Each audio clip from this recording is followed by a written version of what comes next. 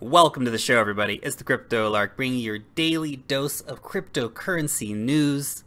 After a quick reminder that this is, of course, not professional financial advice. This is just a dude talking about cryptocurrencies on the internet.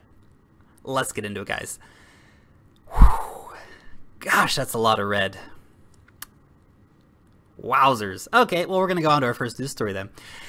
80,000 new merchants in Europe gain option to accept crypto. This is really exciting news. This is a partnership between a company in Vilnius and a company in Paris. The company over in Vilnius is bringing the crypto equation here, and the Parisian company is bringing the merchant.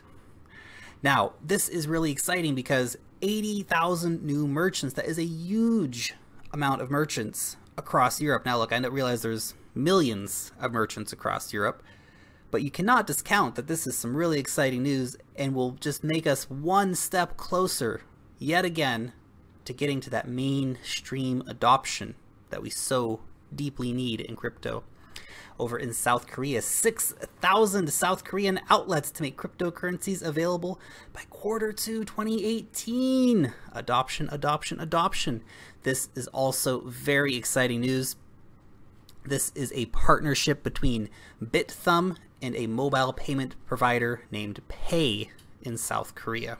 South Koreans are certainly on top of the game when it comes to crypto. 2/5 of South Korean millennials are keen to invest in Bitcoin. Personally, I thought the number would be a little bit higher than only 40%. Perhaps they were asking them specifically about Bitcoin, if maybe they're all looking at investing in Cardano or Icon or Qtum instead. Nevertheless, 40% is a well-worthy number for a crypto-crazy nation like South Korea. The CBOE encourages SEC to allow Bitcoin ETFs. Woo! A lot of acronyms. So the Chicago Board of Exchange wants the Security and Exchanges Commission to allow Bitcoin ETFs. This is very exciting. They said the commission should not stand in the way of such ETPs coming to the market, given CBOE's arguments for addressing the SEC's concerns, the Derivatives Exchange said Friday in a letter to the SEC. If the SEC is going to listen to anyone, you would hope that they would listen to someone like the CBOE, because they're well in the traditional markets. So I really hope that the SEC listens to what they're saying and goes, okay, guys, you're industry people. Maybe we'll do a little bit of a concession to you. Or, of course, maybe the CBOE just needs to do some good campaign contributions to everyone sitting on the board, because that's how it works in Washington. Germany Tourism Board accepts Bitcoin payments. This is very exciting news as well, because this is not just a tourist agency in Germany. This is the National Tourism Board. So that is a government body in Germany now accepting cryptocurrency payments. That's really exciting. So next time you travel to Germany, get a hold of the National Tourism Board and see if you can book some accommodation or a train around Germany using crypto.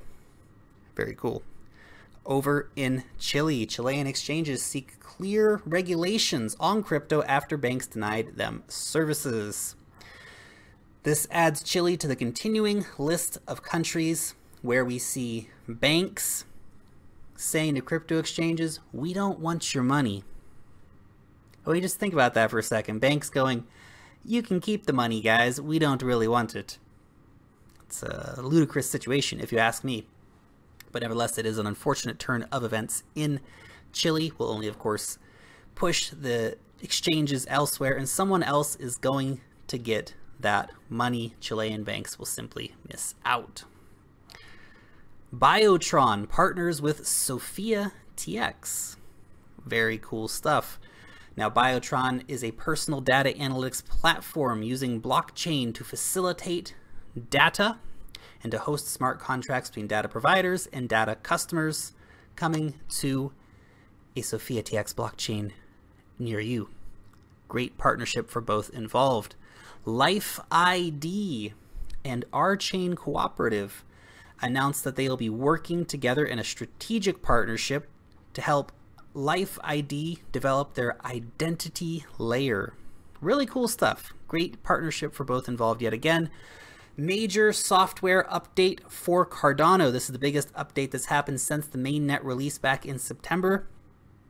Now, this isn't bringing anything revolutionary, but a lot of nice little tweaks that are going to make a better user experience on Cardano.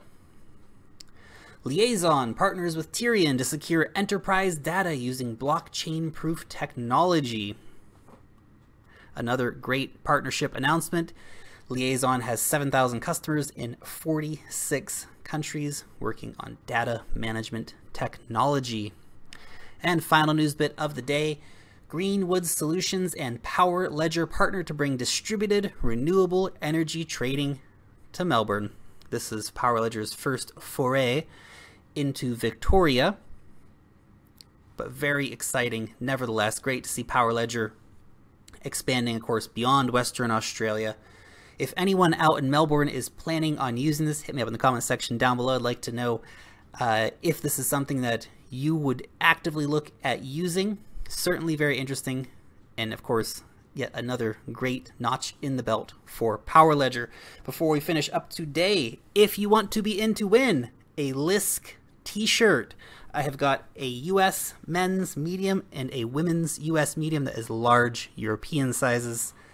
If you want to be in to win one of those, or both of them if you're a couple, put it in the comment section down below saying yes please t-shirt or something like that, and check back tomorrow to see if you have won. Long live the blockchain, and peace out till next time.